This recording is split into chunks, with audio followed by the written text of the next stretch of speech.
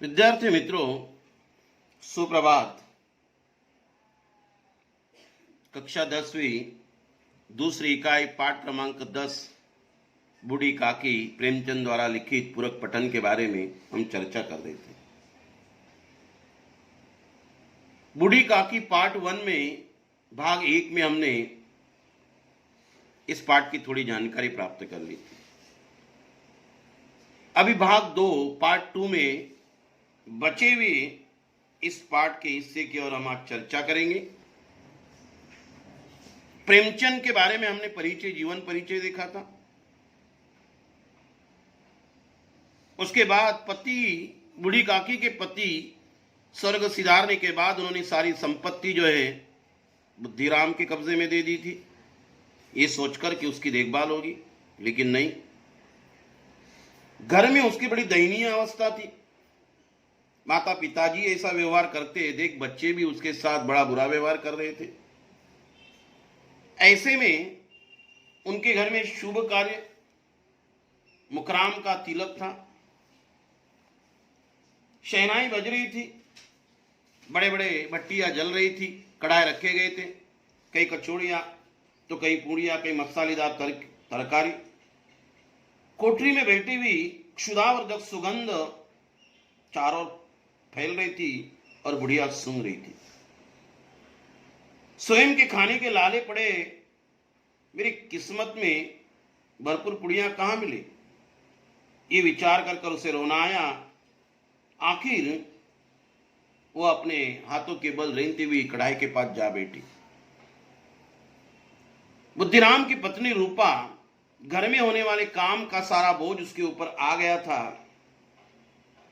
इसी के कारण क्रोध चेहरे पर नहीं दिखा रही थी, क्योंकि उसे लग रहा था कि पड़ोसिनी जब ये मेरा क्रोध देखेगी तो मेरी मजाक उड़ाएंगे। ऐसे में उसने बूढ़ी काकी को देखा और देखने के बाद छल्ला उठी और बिचारी को कोठरी में जाने के लिए तरह तरह के गलत शब्दों का इस्तेमाल कर भेज दिया गया। यहां तक कुछ हमने देखा था। बूढ़ी काकी अपनी कोठरी में जाकर पश्चाताप कर रही थी।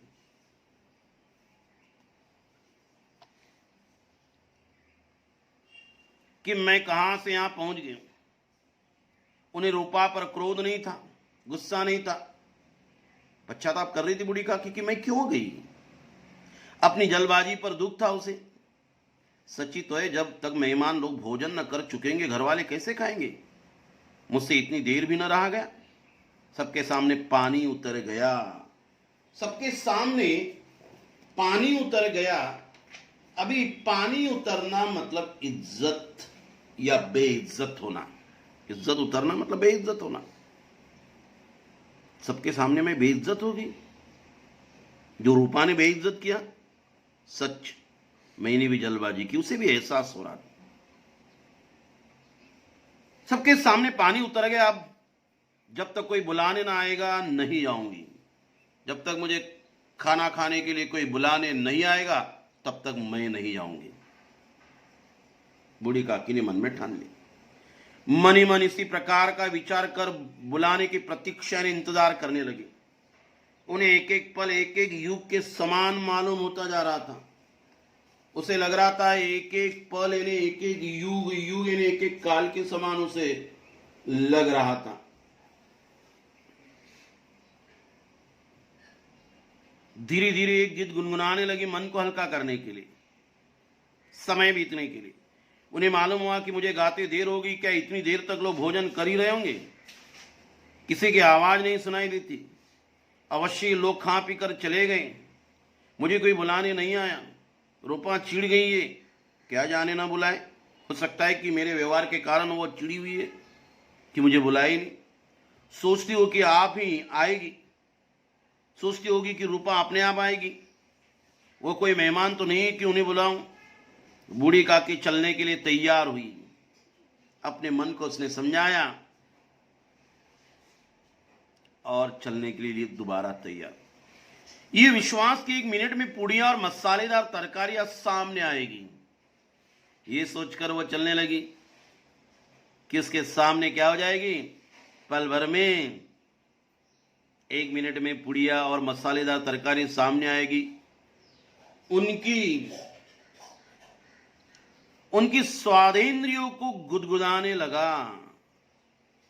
ये सोच उनकी जो स्वादेंद्रिय, स्वाद देने वाले जो इंद्रिय गुदगुदाने लगे मतलब आनंद देने लगे। उन्होंने मन में तरह तरह के मनसूबे बांधे, तरह तरह के उन्होंने क्या किए, मनसूबे बांधे। मन में उन्होंने निश्चय कर लिया कि वह क्या क्या करेगी, क्या क्या खाएगी। मनसूबे, इन्हें इरादे जो उनके, क्या क्या इरादे किए उन्होंने। पहले तरकारी से पुड़िया खाऊंगी, फिर दही और शक्कर से कचौरियां रायते के साथ मजेदार मालूम होगी। चाहे कोई बुरा माने या चाहे भला, मैं तो मांग मांग कर खाऊंगी। लोग यही न कहेंगे कि इन्हें विचार नहीं है। कहा करे, इतने दिन के बाद पुड़िया मिल रही है तो मुंह झूठा करके थोड़ी उड़ जाऊंगी। क्या करूंगे मैं, इतने दिनों के बाद इतना अच्छा खाना मिल रहा है तो ऐसी थोड़े उड़ जाऊंगी। भरपेट खाऊंगी और भरपेट खाने के बाद तभी मैं उठूंगी, ऐसा उसने सोचा। मेहमान मंडली अभी बैठी हुई थी। कोई खाकर उंगलियां चाटता था, कोई तिरछे नेत्रों से दिखता था कि और लोग अभी खा रहे या नहीं। जो साथ में बैठे तिरछी नजर से देखते थे कि कोई खा रहा है, नहीं खा रहा, कि मैं अकेला ही खा रहा हूं। कोई चिंता में था कि पत्तल पर पूड़ियां छूटी जाती है, किसी तरह उन्हें भीतर रख ले। कोई दही खाकर जीभ चटकारता था, परंतु दूसरा दोना मांगते संकोच भी करता था। इतने में बूढ़ी काकी रेंगती उनके बीच में जा पहुंची। कई आदमी चौंक कर उठ खड़े हुए। अरे बुढ़िया, पुकारने लगे, अरे ये बुढ़िया।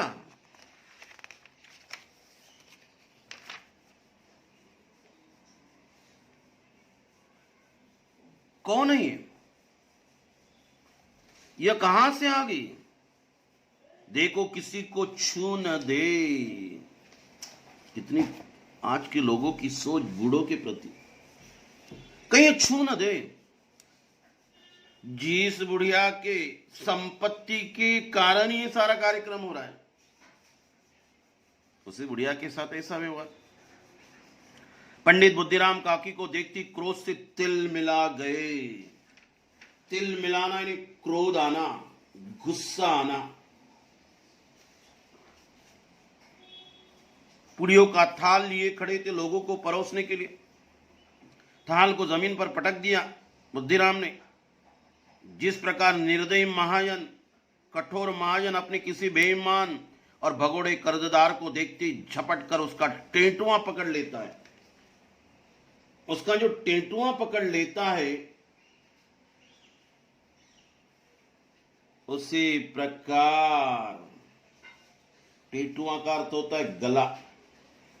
क्या गला अर्थ लेना? जैसे उसका गला पकड़ लेता है, उसी प्रकार लपक उन्हें अंधेरी कोठरी में धप से पटक दिया बूढ़ी काकी को बुद्धिराम ने। आशा रूपी वाटिका लू के झोंके से नष्ट विनष्ट हो गई।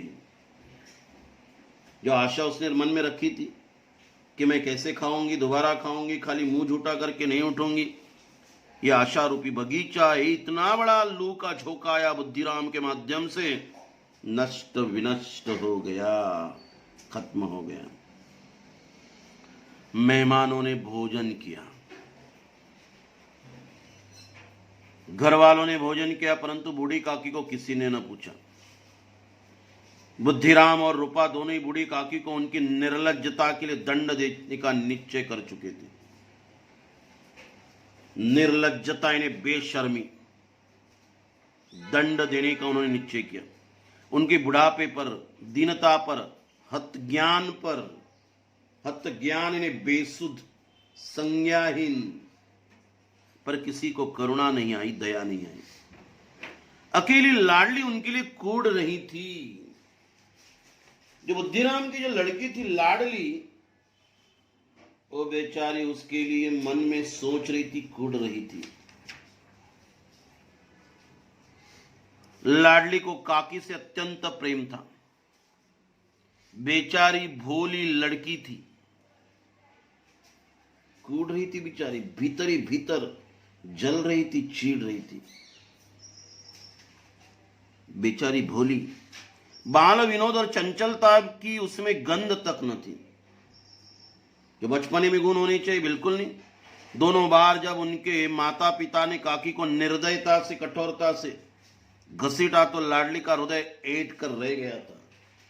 बेचारी का जो हृदय है वो ऐंठ कर रह गया था, मतलब उसके हृदय को काफी पीड़ा पहुंच रही थी, उसके हृदय को काफी पीड़ा हो चुकी थी।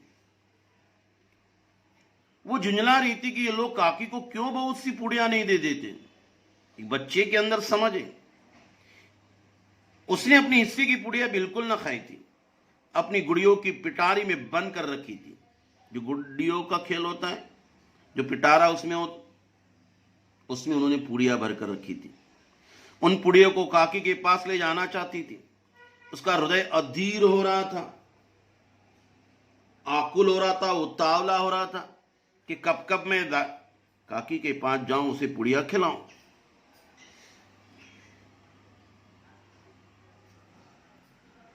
उसका हृदय जो है अधीर हो रहा था। बूढ़ी काकी मेरी बात सुनते ही उड़ बैठेगी, पुड़िया देखकर कैसी प्रसन्न होगी, मुझे खूब प्यार करेगी। उसका हृदय उतावला हो रहा था। रात के 11 बज गए थे। रूपा आंगन में पड़ी सो रही थी। लाडली की आंखों में नींद न आती थी क्योंकि उन्हें बूढ़ी काकी के पास जाना था। काकी को पुड़िया खिलाने की खुशी से सोने न देती थी। उसने पुड़ियों की पिटारी सामने रखी थी। लाडली ने जब विश्वास हो गया कि अम्मा सो रही हैं, तो अपनी पिटारी उठाई और बूढ़ी काकी को कोठरी की ओर चली। उसे एहसास हुआ कि वे अम्मा सो गई। उन्होंने अंदाज लगाया। उन्होंने अपनी पिटारी उठाई, बूढ़ी काकी की ओर चली। सहसा कानों में आवाज आई, काकी उठो, मैं पुड़िया लाई हूं। काकी ने लाडली की बोली पहचानी, चटपट उठ बैठी जल्द से। दोनों हाथों से लाडली को टटोला, महसूस किया, उसे गोद में बिठा लिया। लाडली ने पुड़िया निकाल कर दी। काकी ने पूछा, क्या तुम्हारी अम्मा ने दिए? लाडली ने कहा, नहीं, ये मेरे हिस्से की। काकी पुड़ियों पर टूट पड़ी। 5 मिनट में पिटारी खाली होगी।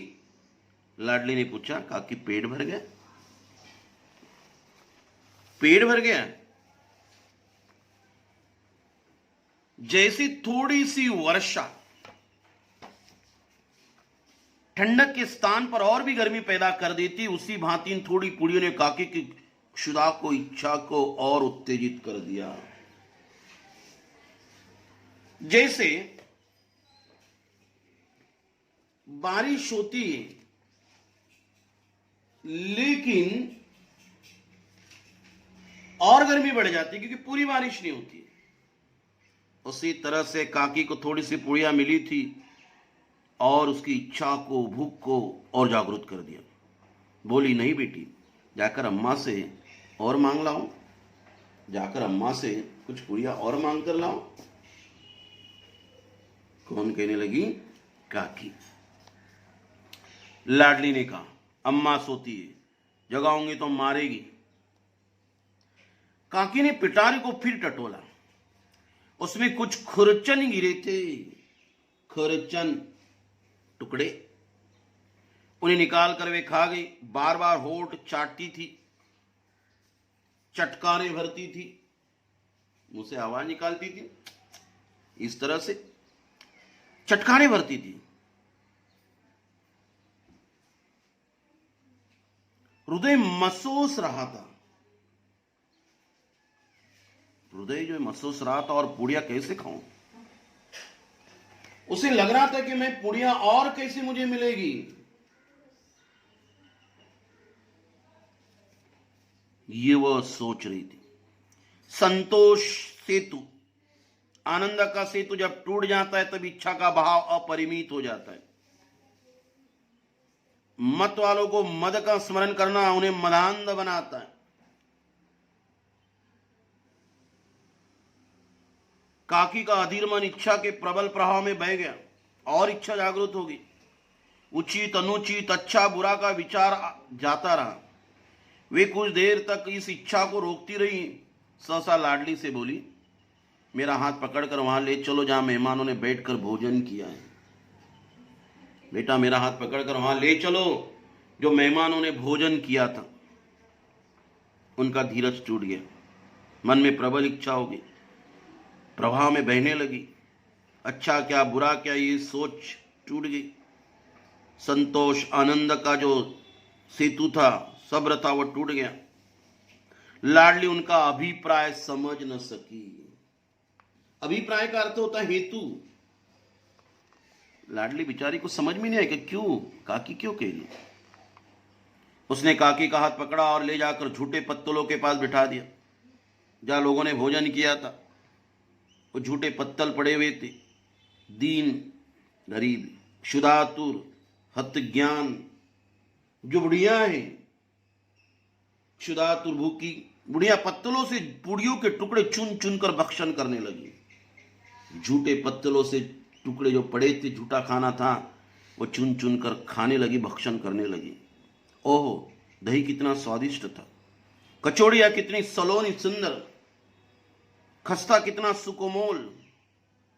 और काकी बुद्धिहीन होते हुए भी इतना जानती थी कि मैं वह काम कर रही हूं जो मुझे कदापि नहीं करना चाहिए, कदापि बिल्कुल नहीं करना चाहिए था। मैं दूसरों की झूठी पत्तल चाट रही हूं, परंतु बुढ़ापा तृष्णा रोग का अंतिम समय है। तृष्णा यानी प्यास, रोग का अंतिम समय, जब संपूर्ण इच्छाएं एक ही केंद्र पर आ लगती है। बूढ़ी काकी में केंद्र उनकी स्वादेंद्रियां थी। सारी इच्छाएं एक ही जगह पर आती हैं, तो बूढ़ी काकी का केंद्र एक ही था, वह स्वादेंद्रियां। उसके इंद्रिय जो है वो स्वाद लेने के लिए आतुर थे। ठीक उसी समय रूपा की आंख खुली, बुद्धिराम की पत्नी की आंख खुली। उसे मालूम हुआ कि लाडली मेरे पास नहीं। वो चौंक गई, चारपाई के इधर उधर ताकने लगी, देखने लगी कि कहीं नीचे तो नहीं गिरी लाडली, गिर पड़ी। उसे वहां न पाकर वह उठी। उसे वहां न पाकर वह उठी तो क्या देखती कि लाडली झूठे पत्तलों के पास चुपचाप खड़ी है और बूढ़ी काकी पत्तलों पर से पूड़ियों के टुकड़े उठा उठा कर खा रही है। रूपा ने स्वयं देखा। रूपा का हृदय सन्न हो गया। ये प्रसंग देखकर रूपा का हृदय जो है वो सन्न रह गया। हृदय सन्न रह जाना मतलब घोर आश्चर्य में डूब जाना। घोर आश्चर्य में वो डूब गई। परिवार का एक बुजुर्ग दूसरों की झूठी पत्तल टटोले, इससे अधिक शोकमय दृश्य असंभव है, अशक्य है।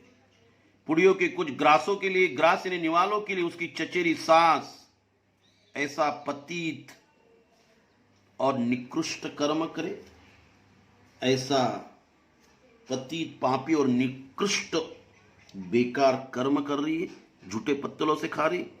ऐसा प्रतीत होता था मानो जमीन रुक गई, आसमान चक्कर खा रहा है, संसार पर कोई आपत्ति आने वाली है। रूपा को क्रोध नहीं आया, ये देखकर उसे गुस्सा नहीं आया।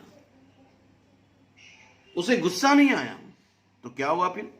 शोक से सम्मुख क्रोध कहां? तो दुख उसके सम्मुख यानी क्रोध कहां? करुणा और भय से, करुणा यानी दया, भय यानी डर से उसकी आंखें भर आई। इस अधर्म के पाप का भागी कौन? ये जो बूढ़ी काकी जो अधर्म कर रही है, ये जो पाप कर रही है, इसका भागी कौन है? इसका भागी मैं हूं, रूपा सोच रही। उसने सच्चे हृदय से गगन मंडल आकाश की ओर हाथ उठाकर कहा, परमात्मा भगवान मेरे बच्चों पर दया करो, क्योंकि भगवान से डरती थी। इस अधर्म का दंड मुझे मत दो, जो अधर्म हुआ मेरे हाथों से इसका दंड मुझे मत दो, मेरे बच्चों को मत दो, उसकी रक्षा करो, नहीं तो मेरा सत्यानाश यानी विनाश विनाश हो जाएगा। रूपा अपनी स्वार्थ परता और अन्याय इस प्रकार प्रत्यक्ष रूप में कभी न दिख पड़े थे। रूपा को जो उसकी स्वार्थ प्रवृत्ति, जो अन्याय उसने किया था, प्रत्यक्ष रूप से उसको कभी दिख नहीं पड़ी। वो सोचने लगी, हाय कितनी निर्दयी हूं मैं, कितनी निर्दयी ने कठोर, कितनी कठोर हूं मैं, कितनी निर्दयी हूं, कठोर हूं। जिसकी संपत्ति से मुझे 200 रुपए वार्षिक आय होती, सालाना मिलते हैं, उसकी ये दुर्गति, उसकी बुरी अवस्था, और मेरे कारण हो भी। हे दयामय भगवान, मुझसे बड़ी भारी चूक हो गई, गलती हो गई, मुझे क्षमा करो। आज मेरे बेटे का तिलक था, सैकड़ों मनुष्य ने भोजन किया, मैं उनके इशारों की दासी बन गई। कोई कुछ मांग रहा है, कोई कुछ मांग रहा है, मैं सबकी इच्छाओं को पूरा किया। अपने नाम के लिए सैकड़ों रुपए व्यय कर दिए, खर्च कर दिए, परंतु जिसकी बददौलत, जिसकी कृपा हजारों रुपए खाएं, उसे इस उत्सव में भी भरपेट भोजन न दे सके। असल में इसकी पापी मैं हूं, केवल इसी कारण कि वृद्ध असहाय है, बेसहारा है। रूपा ने दिया जलाया, रूपा ने दिया जलाया, अपने भंडार का द्वार खोला, एक थाली में संपूर्ण सामग्री अब पकवान की सजाकर बूढ़ी काकी की ओर चली। रूपा ने कंठावरुद्ध स्वर में कहा, रूपा ने जो है कंठावरुद्ध स्वर, उसका कंठ भर के आया, आवाज नहीं निकल रही थी। काकी उठो, भोजन कर लो, मुझसे आज बड़ी भूल हुई, उसका बुरा न मानना। परमात्मा से प्रार्थना कर दो कि वह मेरा अपराध क्षमा करे। भगवान से प्रार्थना कर दो कि मैंने जो अपराध किया वह क्षमा कर दे। भोले भोले बच्चों के भांति, भोला बच्चा जो ना समझ, मिठाइयां पाकर मार और तिरस्कार सब भूल जाता है। एक आदि भोला बच्चा है, उसे मार पड़ती है लेकिन तुरंत मिठाई दो तो वो सब कुछ भूल जाता है। बूढ़ी काकी वैसी सब भूल कर बैठी हुई खाना खा रही थी। उनके एक एक रोए से सच्ची सदिच्छाएं निकल रही थी, सच्ची सदिच्छाएं, इच्छाएं क्या कर रही थी, निकल रही थी। और रूपा बेटी स्वर्गीय दृश्य का आनंद में लेने में निमग्न थी, और रूपा ये सब देख रही थी और उसका आनंद लेने में निमग्न थी, मतलब एकाग्र थी। तो ये जो है आज हम देखते हैं कि रूपा को उसका एहसास हो गया, और ये एहसास उन्होंने इस कहानी से व्यक्त किया। अपनी भूल के लिए, बुरा मानने के लिए वो कहती है कि आज काकी की अवस्था, उसके असली जिम्मेदार मैं हूं, और मेरे कारण काकी ने अधर्म किया, बुरा काम किया, झूठे पत्तलों से उसने क्या किया, खाना खाया। शायद मुझे पहली थाली परोस कर उसे देनी चाहिए थी, लेकिन उसने नहीं दी। इसीलिए बुजुर्गों के मन का मनोवैज्ञानिक विश्लेषण तो उन्होंने किया है, लेकिन कहानी हमें यह बताती है कि बुजुर्गों के प्रति आदर भाव रखना चाहिए। ये इस कहानी का सबसे बड़ा उद्देश्य है। उम्मीद कर रहा हूं कि आपको समझ में आया होगा। धन्यवाद।